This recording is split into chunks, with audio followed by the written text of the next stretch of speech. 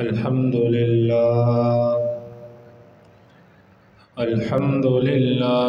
وكفى وسلام على عباده الذين اصطفى أما بعد أعوذ بالله من الشيطان الرجيم بسم الله الرحمن الرحيم فأما من أعطى واتقى وصدق بالحسنى فسنيسره لليسرى وقال صاحب القرآن صلى الله تعالى عليه وسلم مروا أبا بكر فليصل بالناس أو كما قال عليه الصلاة والسلام۔ اللہ نے زینت بخشی ہے افلاک کو روشن تاروں سے، اللہ نے زینت بخشی ہے افلاک کو روشن تاروں سے، اسلام نے رونق پائی ہے محبوب خدا کے یاروں سے، ہوتے ہیں خفا کیوں سن کر پوچھو تو ذرا اغیاروں سے، ہوتے ہیں خفا کیوں سن کر پوچھو تو ذرا اغیاروں سے، تاریخ صحابہ تعریف صحابہ ثابت ہے قرآن کے 30 پاروں سے۔ میرے انتہائی معزز واجب القدر ساتھیوں، آج میں اب حضرات کے سامنے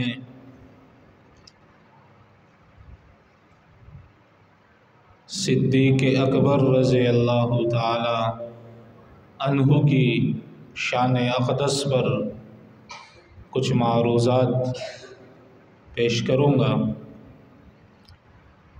اللہ سے دعا ہے کہ اللہ مجھے حق اور سچ کہنے کی اور پھر اس پر ہم سب کو عمل کرنے کی توفیق نصیب فرمائے۔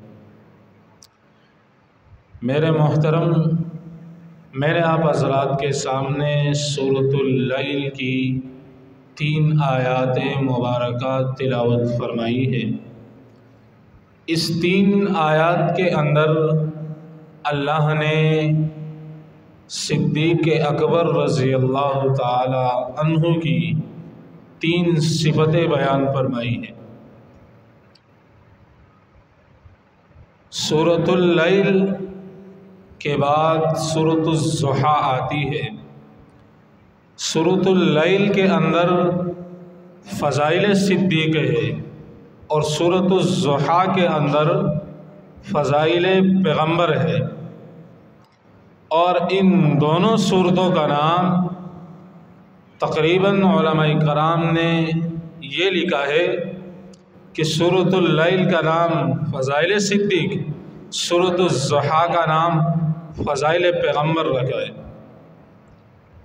اور ان دونوں صورتوں کی طرف اگر غور کیا جائے تو عقل مند آدمی کو یہ ایک اشارہ ملے گا، یہ ایک نقطہ ملے گا کہ سورۃ اللیل پہلے ہے، سورۃ الضحیٰ بعد میں ہے، یعنی اللہ نے فضائل صدیق کو پہلے بیان فرمایا اور فضائل پیغمبر کو بعد میں ارشاد فرمایا۔ تو اس طرف اشارہ ملتا ہے کہ جب تک کسی کا، چاہے وہ کوئی بھی ہو، کسی کا جب تک صدیق اکبر سے تعلق نہیں ہوگا تو تب تک نبوت سے تعلق پیدا ہو ہی نہیں سکتا۔ میرے محترم، علماء نے لکھا ہے کہ صدیق اکبر رضی اللہ تعالی عنہ نے یمن کی طرف سفر کیا، کیونکہ نیک فطرت انسان کی جو ہے ایک طبیعت ہوتی ہے، جہاں پر کوئی عالم بزرگ آدمی ہو تو بندہ ان کے پاس جاتا ہے، لوگ ان کے پاس جاتے ہیں، ان کا دیدار کرتے ہیں، ان سے جو ہے نا دعائیں کراتے ہیں۔ تو حضرت صدیق اکبر رضی اللہ تعالی عنہ ارشاد فرمایا کہ جب میں یمن میں پہنچا تو یمن والوں نے مجھے بتایا کہ فلانے جگہ پر ایک شخص رہتا ہے، بزرگ ہے، جس کا نام شیخ ازدیمنی ہے، لوگ اس کے پاس آتے ہیں، اس سے دعائیں کراتے ہیں۔ تو چونکہ میں نے آپ کو بتایا کہ نیک فطرت انسان کی طبیعت ہوتی ہے، تو صدیق اکبر نے کو یہ خواہش ہوا کہ میں جاؤں ان بزرگ کا دیدار کروں، ان سے ملاقات کروں۔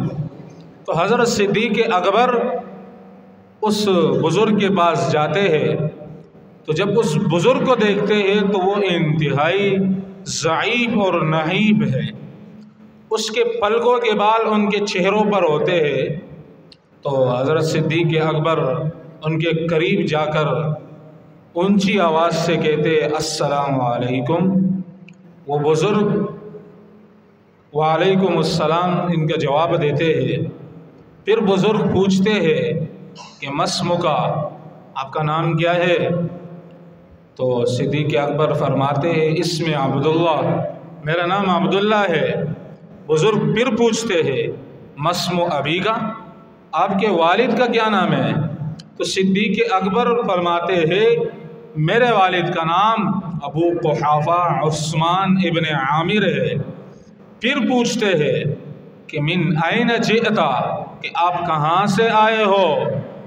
تو صدیق اکبر فرماتے ہیں من المکہ، میں مکہ مکرمہ سے آیا ہوں۔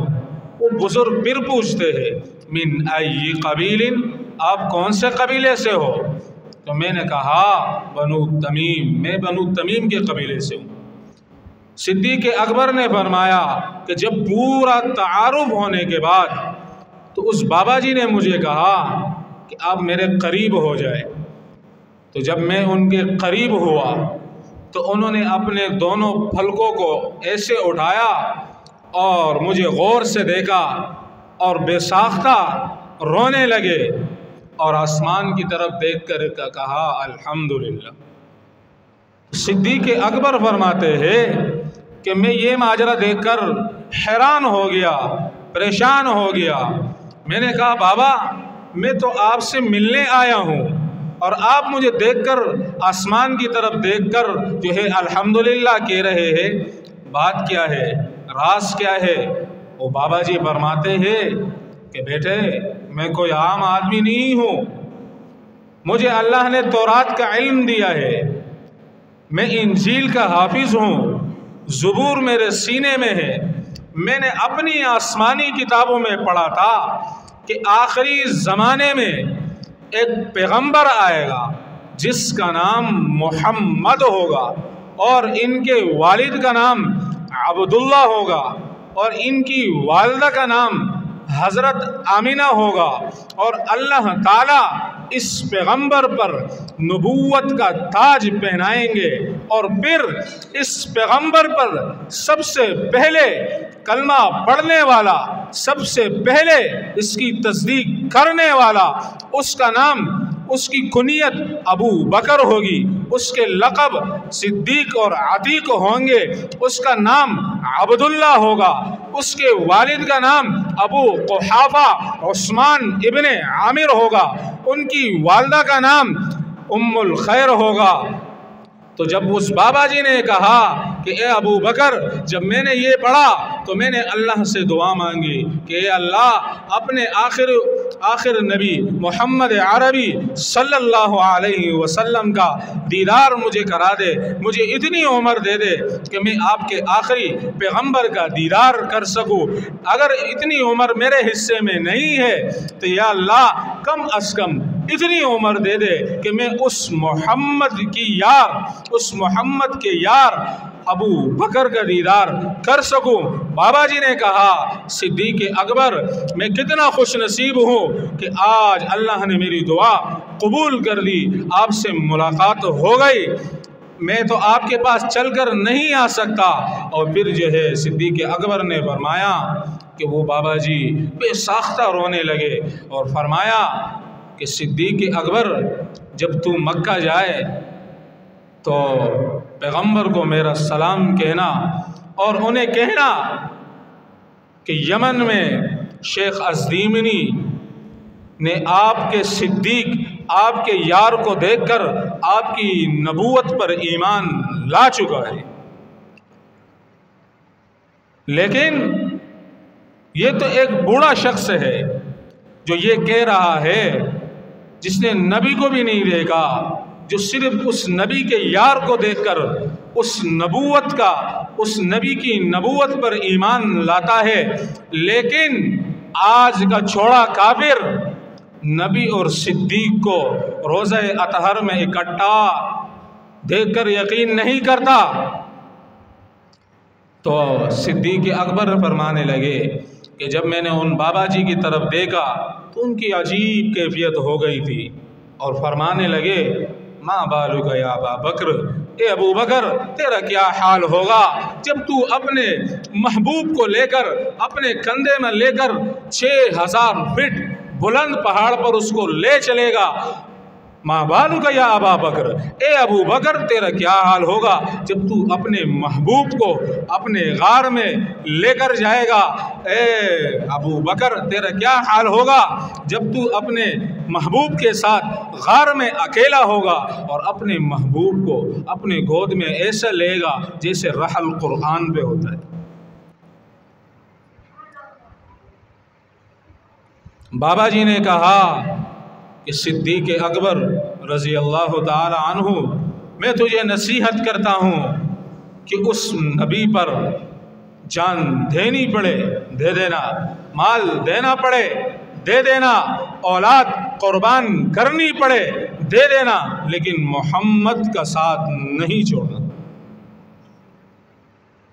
اللہ نے فرمایا فَأَمَّا مَنْ أَعْطَى وَاتَّقَى، اللہ فرما رہے ہیں صدیق اکبر کی 3 صفتیں ارشاد فرمائی۔ پہلی صفت فَأَمَّا مَنْ أَعْطَى، اللہ کہہ رہا ہے کہ لوگوں سنو، صدیق اکبر وہ ہے اعطا جس نے سب کچھ پیغمبر کو دے دیا، اعطا جس نے سارا تن من دن سارا نبی پر قربان کر دیا، صدیق اکبر وہ ہے۔ اور دوسری صفت اللہ نے کیا ارشاد فرمائی؟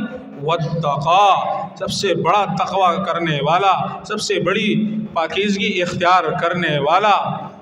حضرت صدیق اکبر رضی اللہ تعالی عنہ کی والدہ فرماتی ہے کہ جب اس بچے کی ولادت ہوئی تو میں نے غیب سے ایک آواز سنی کہ اللہ کی بندی، ہم آپ کو ایک ایسے بچے کی خوشخبری دیتے ہیں کہ جس پر اللہ نے جہنم کی آگ حرام کر دی ہے، اور اس کا نام آسمانوں میں صدیق ہے اور محمد کے غار میں رفیق ہے۔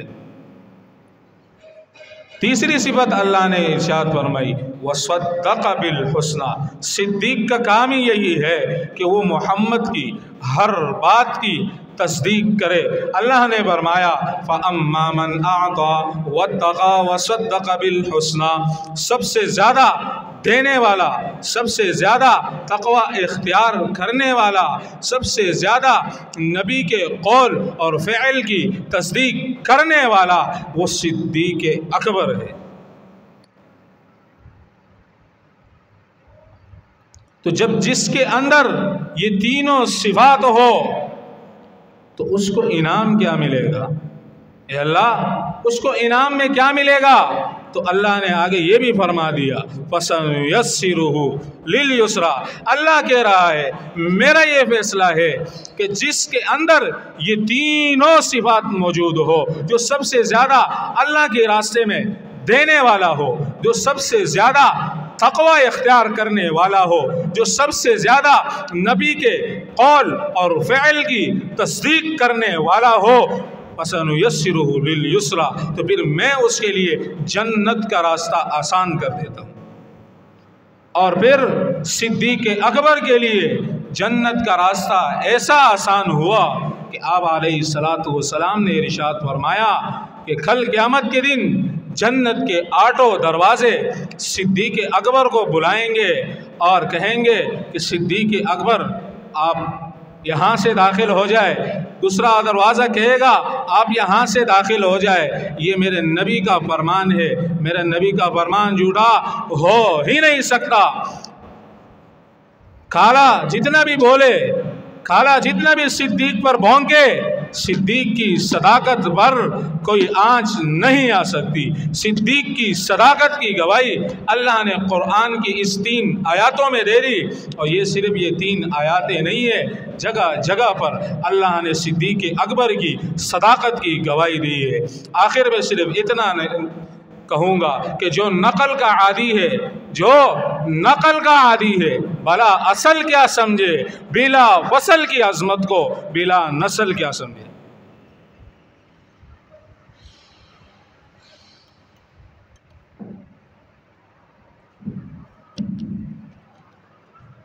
انشاءاللہ 26 تاریخ کو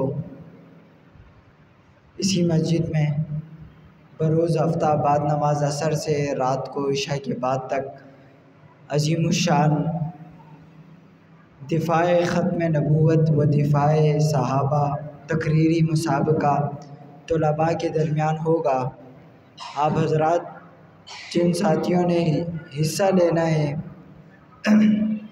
وہ بھی اپنا نام لکھوا لیں جلد سے جلد، اگلی بزم میں وہ اپنا نام پیش کر دیں، ورنہ پھر ایسا نہ ہو کہ آپ حضرات علاقے کے جو ساتھی ہیں وہ حصہ نہ لے پائیں اور باہر کے ساتھی جو ہیں وہ حصہ لے لیں۔ یہ میں بھی خود مناسب نہیں سمجھتا، اور ہماری انتظامیہ نے بھی یہی کہا ہے کہ ہم یہ مناسب نہیں سمجھتے کہ ہمارے علاقے کے ساتھی حصہ نہ لیں اور باہر کے ساتھی حصہ لے لیں۔ آپ حضرات محنت کریں، کوشش کریں، یہ عنوان بہت آسان ہے۔ آپ کتابیں اپنے اساتذہ سے رابطے میں رہیں اور ان سے موضوع لیں، عنوان لیں، اور عنوان لے کر آپ کے لیے تو اتنی آسانی ہے، ورنہ اگر ہمارے دور کی بات ہے، ہم اگر کہیں حصہ لیتے تھے تو وہ ہمیں کہتے تھے کہ اپنا موضوع ہے جو وہ ہمیں لکھ کر دیں، اور اگر اس موضوع سے تھوڑا سا آگے پیچھے ہو گیا تو نمبر کٹ جاتے تھے۔ آپ کے لیے تو یہ سعادت ہے اس مرتبہ کہ آپ کو موضوع کہا جا رہا ہے کہ آپ خود لیں، کہیں سے بھی آپ موضوع کا انتخاب کریں اور موضوع کیا نام ہے ہمیں دکھائیں نہ، بغیر دکھائے آپ تقریر کریں۔ لیکن بات یہ تب ممکن ہوگا جب آپ محنت کریں گے۔ اپنے دوست جو تقریر کر سکتے ہیں انہیں آپ یہ پیغام دیں۔ جزاک اللہ۔